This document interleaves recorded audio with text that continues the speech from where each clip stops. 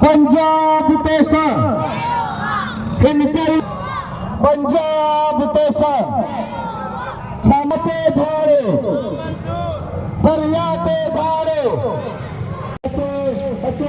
इन काफिले का बढ़ती खरी बसे बदन गरही बपल गरही तज दरिया खातिर तज पालनहार दरिया खातिर तज लखे कर जरई जमीन जे खातिर तज वतन जे खातिर तज वसीलन जे खातिर तज बच्चन जे ईंदड़ मुस्तक़बिल जे खातिर इन काफिले जे साथ में जितने दरिया बचाए सघूं जितनी जमीन ते थींदड़ फौजी वालार खे खत्म कराए सघूं इस शहर जे फिक्री पैरवेकारनि जो काफिलो शक्कर का तेरे पंथ हिन दरिया खातिर हिन वतन खातिर पंजाब तोसा समाज तोसा ओ कर्नल तोसा मंजूर अग्रवाल शहजाद सब फोटो जेगवानी में वेलकम आइसर ग्रुप वेलकम हिन दरिया खातिर हिन वतन खातिर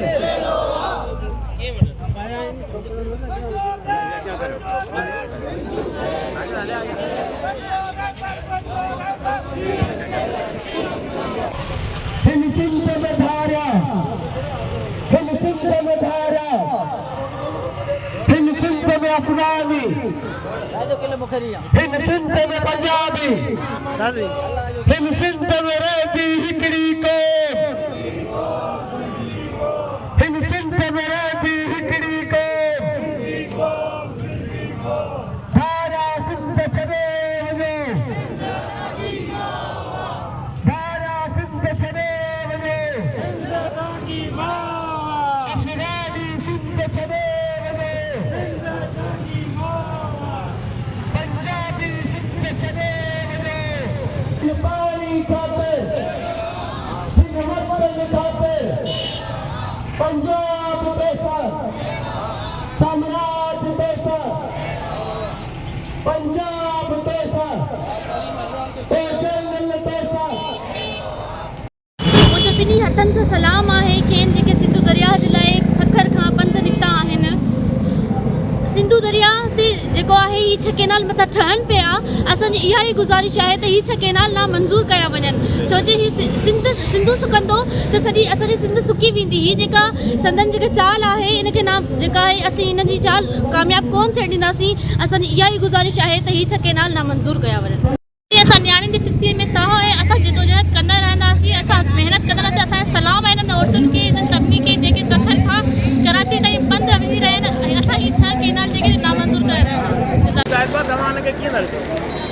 सखर खां जेको पंध काफ़िलो निकितो आहे ऐं हेतिरो सफ़र करे टनमो खान बेचण वारो आहे त उन में जेको आहे अॼु जेको मूंखे थी आहे सिंध जे काज़ ते अॼु तव्हां ॾिठो हूंदो त SUP जसकम आरीसर सासी समाजी अदीबी ऐं पीर साहिबान जेके हिन इस्तक़बाल में जेके सभु गॾु थिया आहिनि ऐं हिकिड़ो ई मुतालबो कनि पिया सिंधु दरिया मथां केनाल नामंज़ूर कंहिं बि सूरत में केनाल ठहणु कोन ॾींदासीं।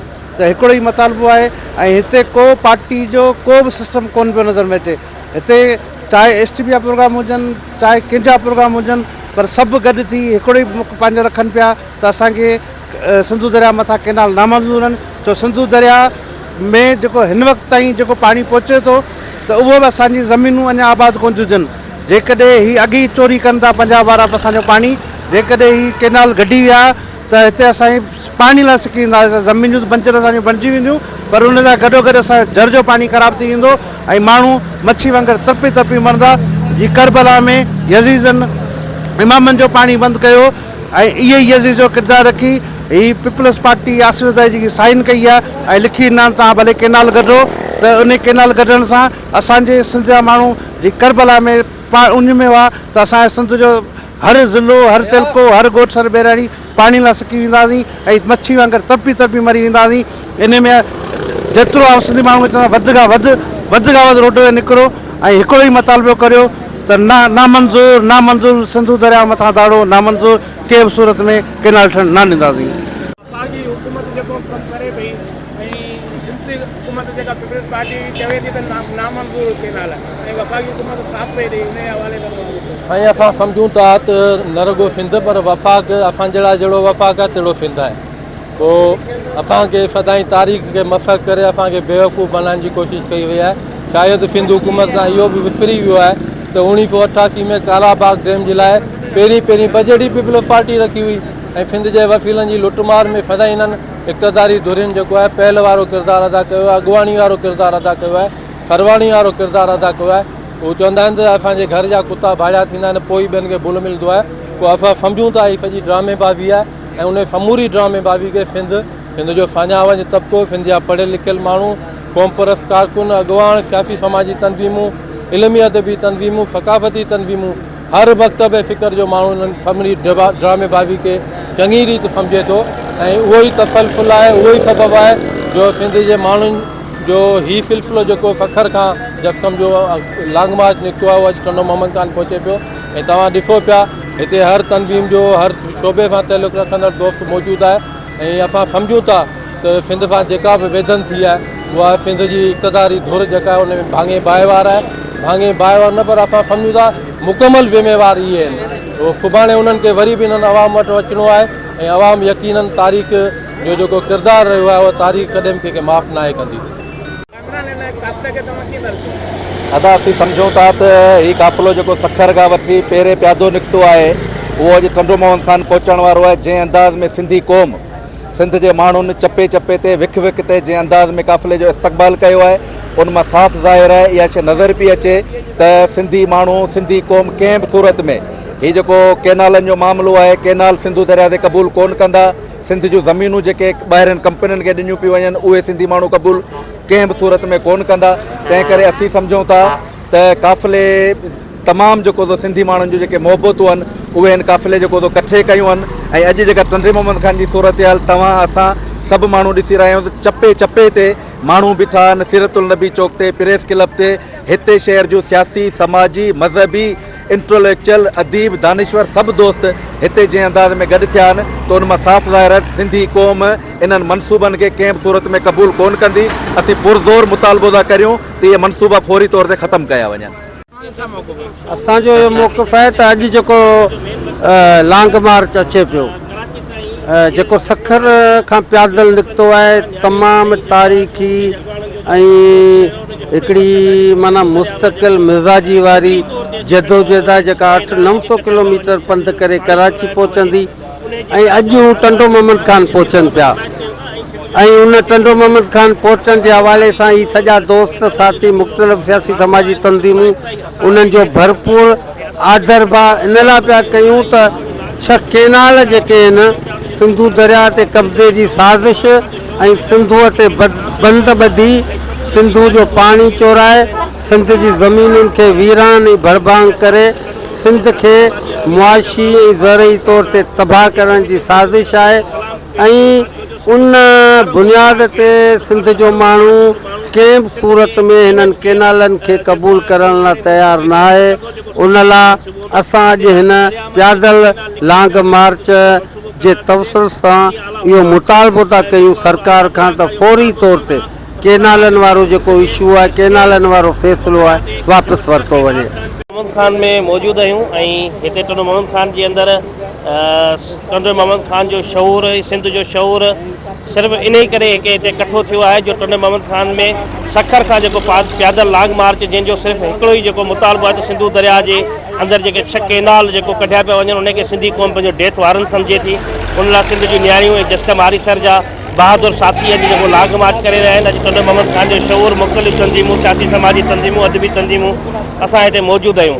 असीं जेको हिन जो मुतालबो आहे उन जी समूरी सिंध जो बाशऊर माण्हू उन खे जेको आहे सो बिल्कुलु हिमायत करे थो त सिंध जो जेको सिंध जे दरिया मां सिंधु दरिया मां जेको 6 केनाल कढिया पिया वञनि उनखे सिंधी क़ौम पंहिंजो डेथ वारंट सम्झे थी।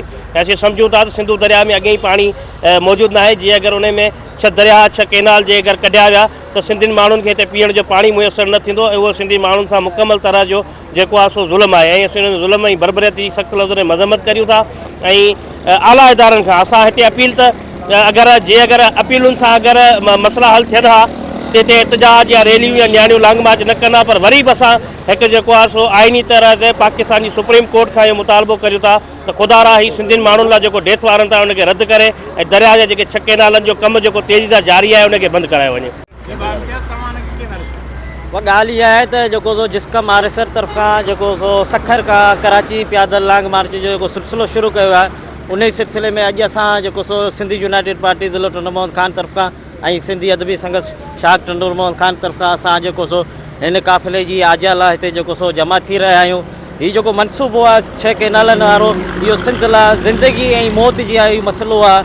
असां हिनखे कंहिं बि सूरत में क़बूल न कंदासीं, न ई को सिंध जो माण्हू जेको सो हिन सिंध दुश्मन के मनसूबे खे क़बूल कंदो। इन लाइ असां हर तरीक़े जी मज़ामत कंदासीं। कंहिं बि सूरत में असां सिंधी माण्हू इनखे क़बूल न कंदासीं, न ई ख़ामोश वेहंदासीं। असां हर क़िस्म जी क़ुर्बानी ॾियण लाइ मनसूबे लाइ तयारु आहियूं, छो जो हीउ असांजे सिंधी क़ौम जो ज़िंदगी ऐं मौत जो मसइलो आहे। असां कंहिं बि सूरत में हिन मसइले खे ख़ामोश न वेहंदासीं।